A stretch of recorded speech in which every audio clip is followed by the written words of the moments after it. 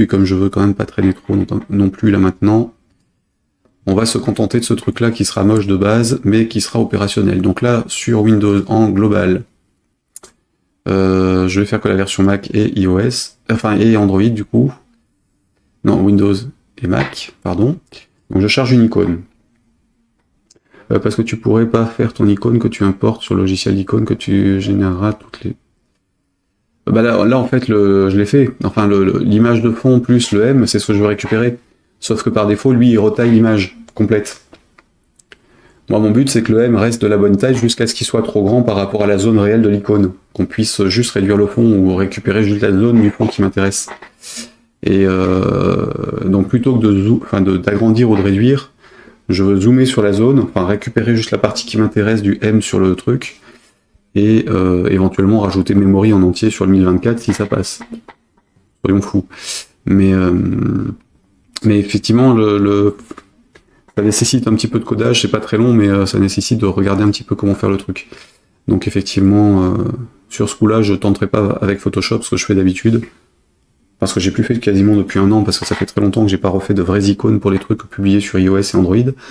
Avant je le faisais, mais ça me saoulait. Ah, c'est un peu logique. Hein. Y a des outils pour ce genre de trucs, après, ça fait partie des choses que je voulais coder aussi cette année. Donc on est dans icône, je suis sur laquelle le point ICO, donc je récupère celui-ci. Ok. Copier l'icône, non. Laisser l'icône dans le répertoire en cours, oui. Pareil pour l'autre, oui, c'est vraiment trop moche. Laisser l'icône dans le répertoire en cours. Je sais plus si le garde en relatif ou en absolu. Donc Mac 64 c'est bon, du coup quand je vais changer le fichier, il sera automatiquement récupéré et recalculé. Laisser dans le répertoire, et pareil pour l'autre.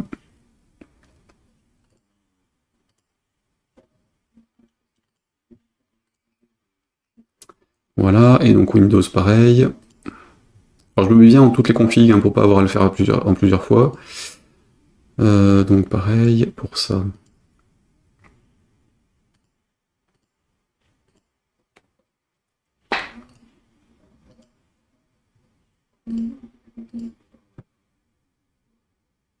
Voilà, je me le serais quand même bien fait.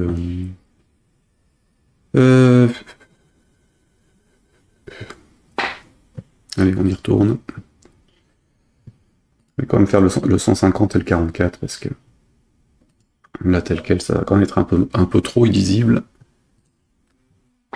Même si c'est du temporaire.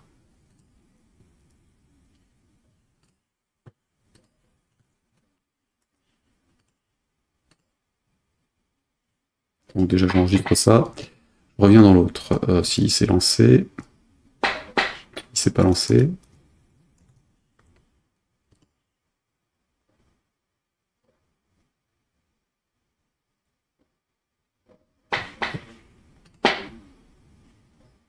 Oui.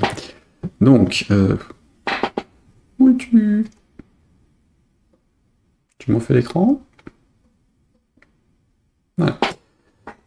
Donc, on refait ça. Donc, j'ai besoin d'une image en 150 par 150. Donc, je vais refaire ça. Personnaliser, 150. Transparent, non, on s'en fout. Personnalisé, ouais, on s'en fiche. Hop.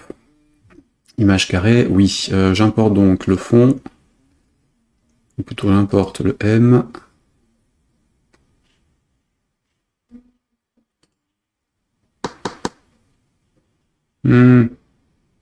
J'étais dans les fontes, c'est là.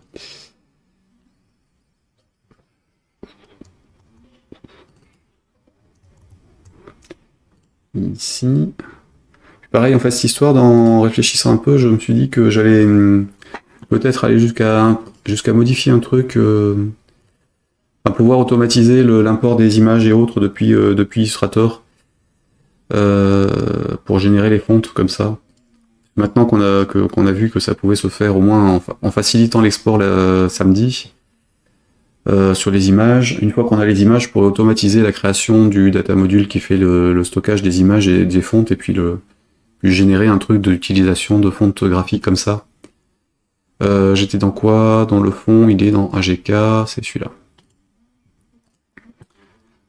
Donc là on était en redimensionnement renié. Non, on n'est pas sur le supérieur gauche, on est là-dessus, et donc on est là. Et donc personnalisé en 150 par 150, tu seras gentil.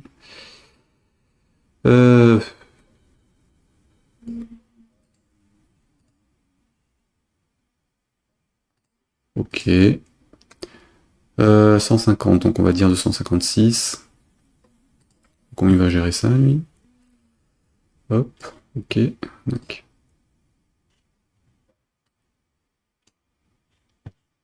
Et donc ça, je le déplace si je retrouve mon truc.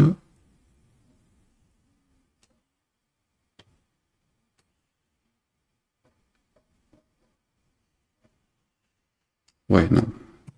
CTRL Z. Bon, on va rester là-dessus, c'est pas grave. Hop, j'enregistre ça. Donc, en JPEG, PNG. 150 par 150.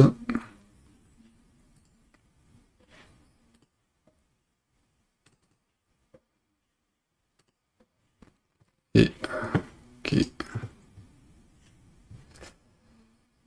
Est-ce qu'on a un truc de redimensionnement là-dessus? Redimensionner, remplacer, gestionnaire d'image dupliqué.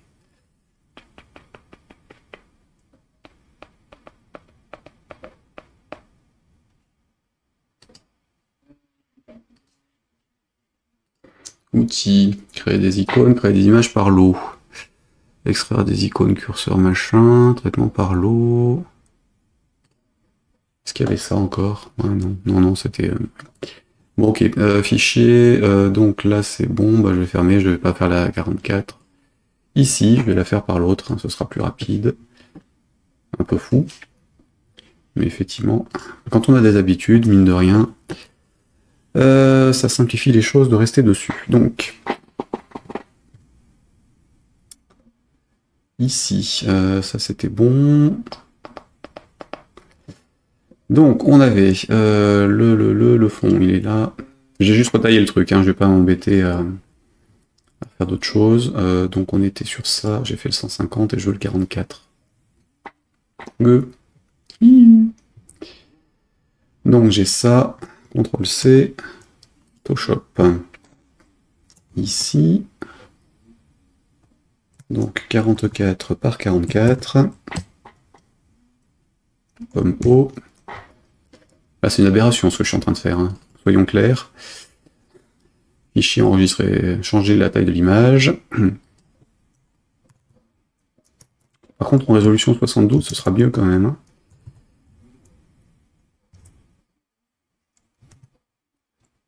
Pourquoi 72 d'ailleurs? 75? Je sais plus. Peu importe. Donc, hop, je les ai toutes les deux, et donc le 44 ici.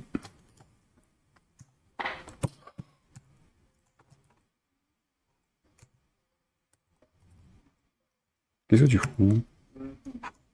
Voilà. Ce truc-là, je le remets sur l'autre. Design, icône. Et CTRL-V dessus. Voilà, c'est horrible, mais au moins c'est fait. Alors, je retourne dans mes options pour Windows. Là, normalement, j'aurais quand même dû rouvrir le truc dans Photoshop pour l'image de fond, faire les copies de trucs en changeant la taille, et puis récupérer le M directement depuis Illustrator pour pouvoir le retailler sans avoir à changer la taille, enfin le faire en relatif sans déformation, parce que quand même, c'est du gros n'importe quoi. Donc là, notez qu'il ne me redemande pas de déplacer ou pas l'image, hein, donc ça c'est bon, et donc dans le 32...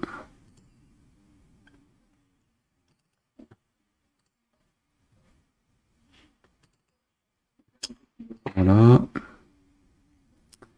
Le reste, on fera ça proprement quand on aura de vraies images dans les bonnes tailles. Voilà, donc j'ai ce qu'il faut pour ça, je vais passer en déploiement.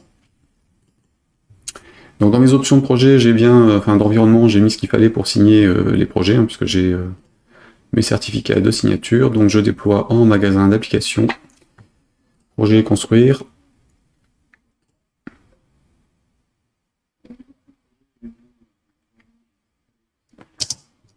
Projet déployé. J'ai pas de fichier additionnel, donc il peut se démerder tout seul pour faire ce qu'il faut. Tout est directement dans le binaire. Donc normalement, il m'a créé ce qu'il fallait pour celui-là. On va aller vérifier. Ici, donc on est en Windows 32 dans Release.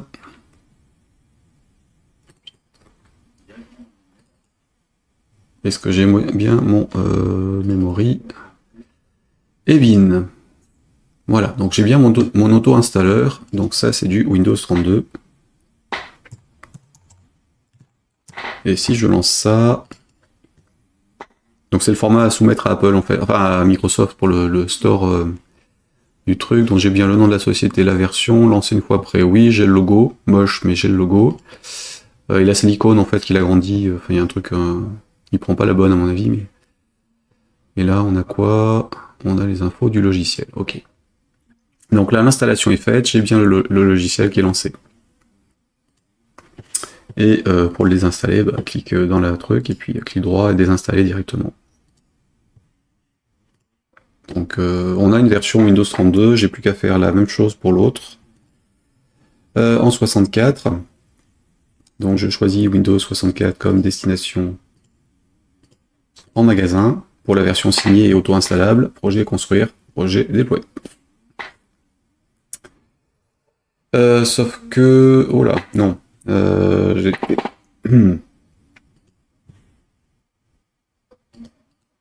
Faut que je revienne sur la machine locale par contre, parce que là j'étais toujours sur le...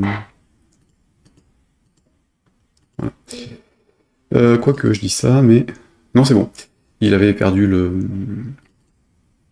Parce que j'étais sur l'autre appareil, j'envoyais ce week-end, j'envoyais sur la machine, sur le Windows ARM en fait. Donc évidemment, là j'ai pas besoin de le faire. Faut qu'il me le fasse en local.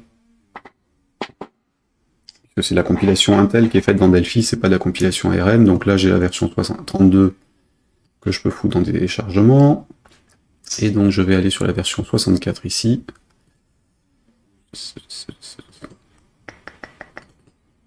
Pareil, memory, binaire, Windows 64.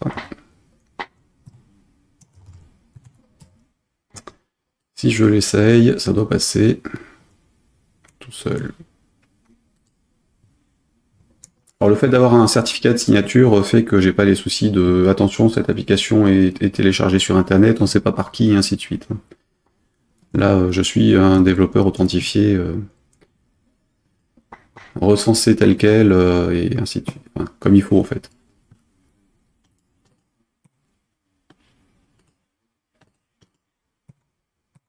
Voilà. Donc le jeu est opérationnel pour Windows, j'ai plus qu'à le publier, et donc sur Mac, je vais faire pareil. Ça va devenir un peu plus long. Donc développement. Magasin, c'est que pour le Mac App Store, et idée développeur, c'est la distribution en direct. Donc là, je construis pareil et je vais déployer.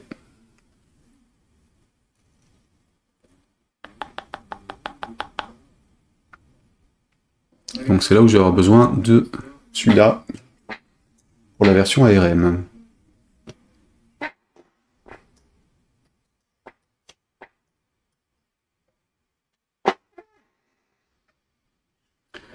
Donc là, c'est bon pour la construction en Intel. Je lance le déploiement qui va envoyer le fichier à Apple, qui doit le valider et ensuite me le renvoyer. Si je ne me suis pas trompé sur mes identifiants pour me connecter à mon compte chez eux. Donc ça va me mener un certain temps, et là je me suis planté, non c'est bon. Et là, du coup pareil, une fois qu'il aura fini de faire la validation de celui-ci, donc pendant ce temps-là, on va aller sur itch.io pour créer la fiche pour le déploiement du jeu. Vous puissiez éventuellement le tester.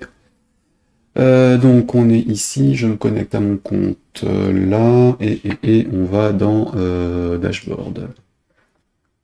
Une fois dans Dashboard, je vais donc créer un nouveau projet. Il est où? Évidemment, je vais revenir sur l'écran après, mais Create New Project. Voilà.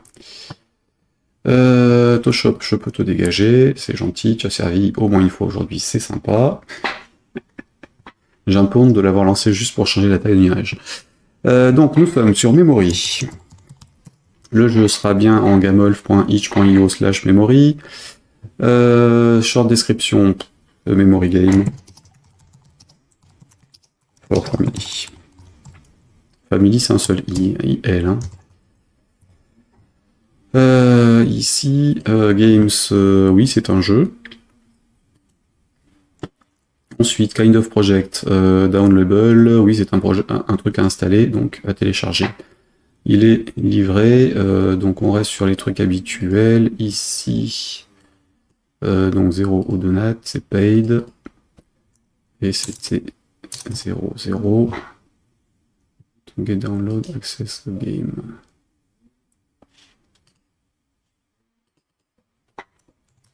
C'est celui-là.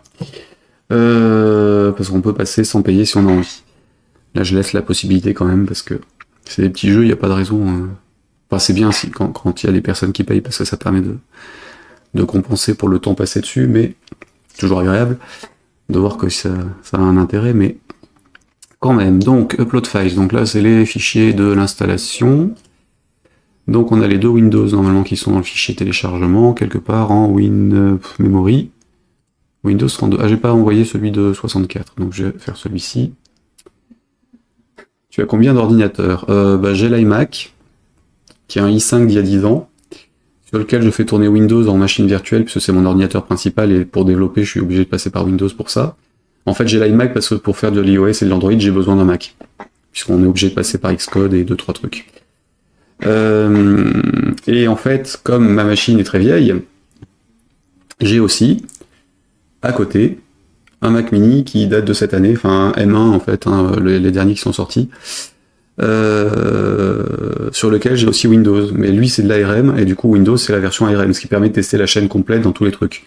Et pour iOS et Mac, je suis obligé de passer par lui, enfin pour iOS, donc iPhone, iPad, je suis obligé de passer par lui parce que c'est le seul sur lequel j'ai une machine, enfin j'ai Xcode à jour en fait. Donc en gros il me sert que pour de la compilation, ou là en l'occurrence depuis 2-3 jours pour faire joujou d'un poste à l'autre et essayer des trucs. Donc là j'avais le 64 bits, je le rajoute. Mais mon objectif c'est quand même de passer sur un iMac M1, donc version ARM complète. Parce que celui-ci maintenant il me sert, enfin il m'a permis de vérifier que ça fonctionnait bien avec Delphi dessus. Parce que Windows en fait c'est pour l'instant toujours une version non finalisée je crois, enfin je sais plus s'ils sont vraiment en version complète. Donc là si je lance Windows sur le Mac M1, donc c'est assez rapide, hein, bien plus que sur mon ordinateur de base quand je lance une VM. Donc c'est aussi une machine virtuelle hein, sur l'autre machine. Qui ne veut pas finaliser son démarrage. C'est génial. C'est dommage que j'ai perdu ce qu'il y avait dessus. Depuis 2 jours. Ou alors elle est en... Tiens, c'est bizarre ça. Il y a eu une mise à jour de Parallels hier ou avant-hier, je sais plus trop. C'est le bordel. Bon, c'est pas grave. Voilà, et donc j'ai les deux, mais en fait c'est juste pour parce qu'un appareil permet de faire un truc. Alors à terme, j'ai l'iMac qui va être remplacé par un M1, maintenant que j'ai validé que ça fonctionnait bien. Sous réserve que les machines virtuelles Windows dessus ne sautent pas tous les 2 jours. Je sais pas ce qu'il est en train de foutre. Et donc la machine principale passera sur du M1 quelque chose. Alors le M1 tout court, il n'est pas assez puissant pour tout ce que je veux faire. Enfin, il l'est, mais j'aimerais bien passer sur un modèle d'après. Et j'attends surtout un iMac sur lequel il y a suffisamment de ports USB pour pas avoir 50 000 prises de tous les côtés comme je l'ai actuellement en switchant d'un l'un à l'autre. Donc l'iMac M1 qu'ils ont sorti chez Apple n'est pas encore assez évolué pour pouvoir travailler dessus correctement dans ce que je veux faire. Enfin, dans ce dont j'ai besoin en fait.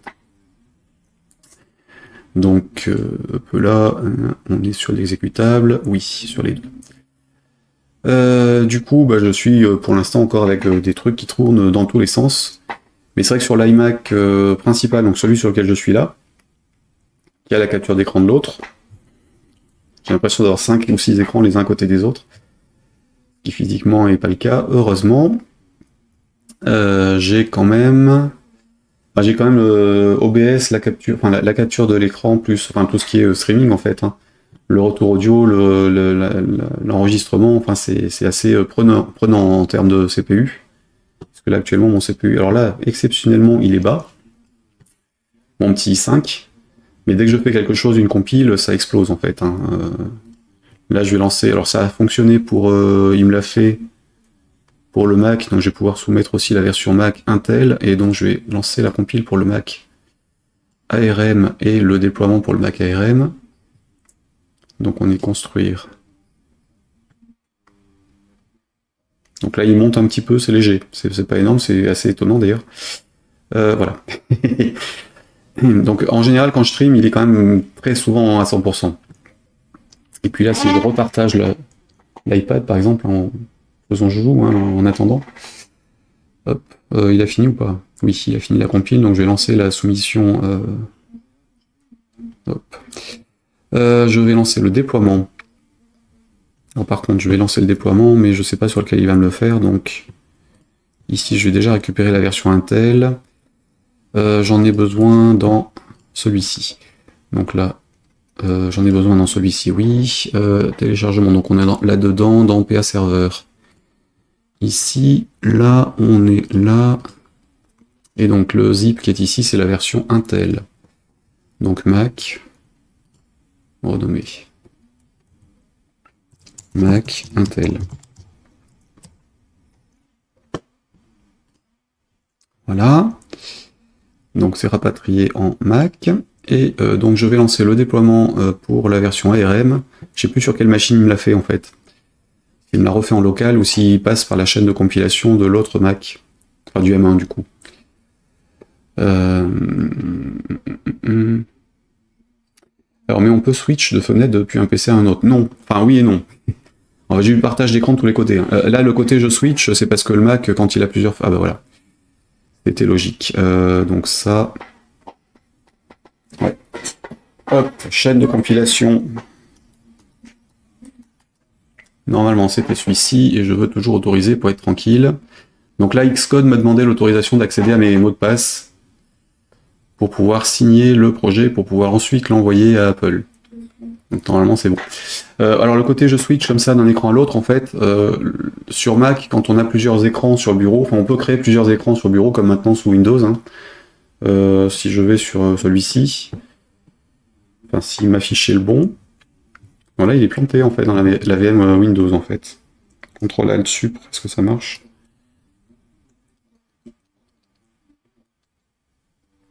Ouais, non, je sais pas ce qu'il fout là, mais j'ai perdu la session Windows. C'est dommage, je voulais m'en servir demain, pour la formation demain après-midi, donc j'ai sans doute y passer la matinée demain. Oui, alors donc je disais, quand on a plusieurs écrans en fait sur Mac, enfin ou plutôt quand on a des fenêtres en plein écran, parce que là par exemple, si je passe comme ça, il me recrée un bureau en fait, donc j'ai le principal, j'ai la fenêtre plein écran de Safari, j'ai la fenêtre plein écran de ma machine virtuelle Windows. Et là, les manipulations pour passer de l'un à l'autre sont assez pratiques en fait à la souris. Il y a juste à glisser avec 2 doigts quand elle est configurée par défaut, normal. Je crois que c'est la config par défaut, je sais plus si je l'avais pas fait, j'avais pas dû la changer. Et en réalité, en fait, mon écran il a ça actuellement. Donc j'ai plusieurs bureaux là-haut, enfin plusieurs trucs en plein écran, dont le partage qui vient de l'autre. Donc ici, celui-ci, en fait, c'est un partage d'écran à distance, en réseau. Comme je le fais, en fait, pour l'iPad et le... Donc ça, je le fais par un petit logiciel. En fait, l'autre partage, il est géré en standard par le système, puisque le Mac permet de partager son écran, comme c'est aussi le cas hein, sous Windows, normalement. On a la possibilité de prendre la main à distance sur un PC Windows en local, quand c'est configuré correctement. Donc là, pareil, j'ai mon Mac en fenêtre. Donc comme tout est en